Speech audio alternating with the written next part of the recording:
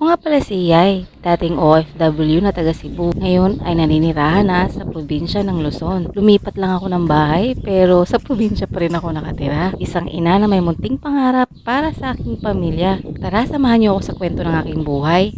Gandang araw mga ka-blessings! At sa nakikita po ninyo, ito nga po pala yung continuation ng paggala namin nila Bulinggit. Sobrang ganda lang po talaga ng tanawin mula dito sa Eagle Tower. Syempre, hindi rin po tayo magpapatalo sa picture taking at video dito. Look to daddy. Kiss dad, kiss na kiss.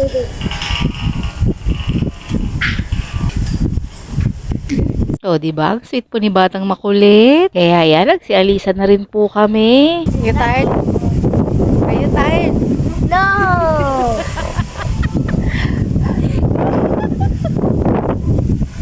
Sarap lang dito yung hangin.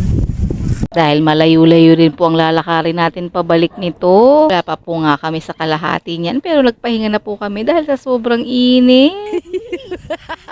Pero mukhang walang epekto kay Bulinggit yung mga nararamdaman naming init sa katawan. Paghahalataan na talagang tumatanda na po tayo. After nga po ng maikli naming pahinga ito, naglakad-lakad na rin po ulit kami.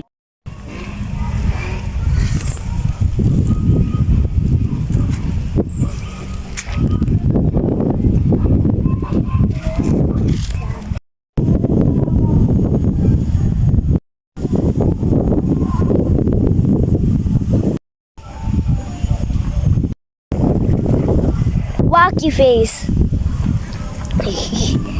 Do this. Do properly naman. This also itchy. It's itchy. After nga namin magpahinga dun sa duyan, ito, naglakad-lakad na lang ulit kami. At meron na naman pong nakita si Batang Makulit sa lugar na to. Actually, mas marami-rami na po kasi attraction ngayon kaysa dati. At yung iba rin pong attraction, hindi pa rin po natatapos. Kaya talagang kailangan po kayo dito ng maraming lakas sa paglalakad at pagtatanaw-tanaw sa mga tanawin. Sa nakikita po ninyo, ilang tanawin pa lang po ang pinupuntahan namin. Habang si Batang Makulit, tuwang-tuwa sa natatanaw niya. At eto na nga, napapasok na nga po tayo dito sa hanging bridge na to. May bata na naman kasing nangungulit na pumasok po kami dito.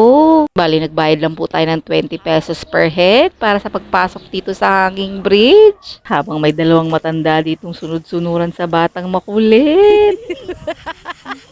No choice naman po kasi kaming dalawa ni Daddy at gustong-gusto naman ni Bulinggit na tumawid. Kaya yan, sunod-sunuran na lang po talaga ang ina nyo.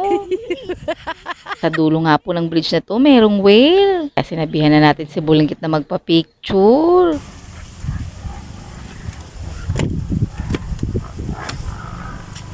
How can I get water out of this? Dirty ka to. You see? Wala na. Hirap here. Sige, punta ka dyan kung gusto mo. Oh.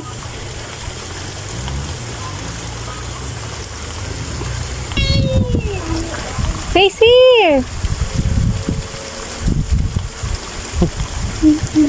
O, diba? Sulit na sulit talaga si Batang Makulit sa pagpapapicture dito. After nga nito, pumunta na rin po kami sa tunnel.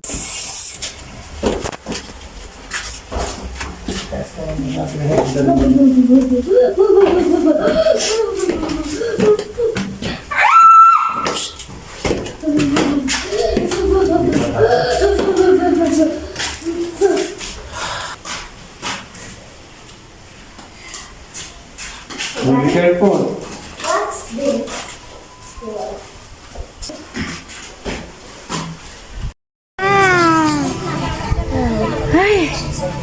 We're tired. Ginusto mo yung pumasyal, kaya panindigan po ninyo. O siya, yan lang po muna sa araw na to mga ka-blessing. Daghang salamat sa pagtanaw.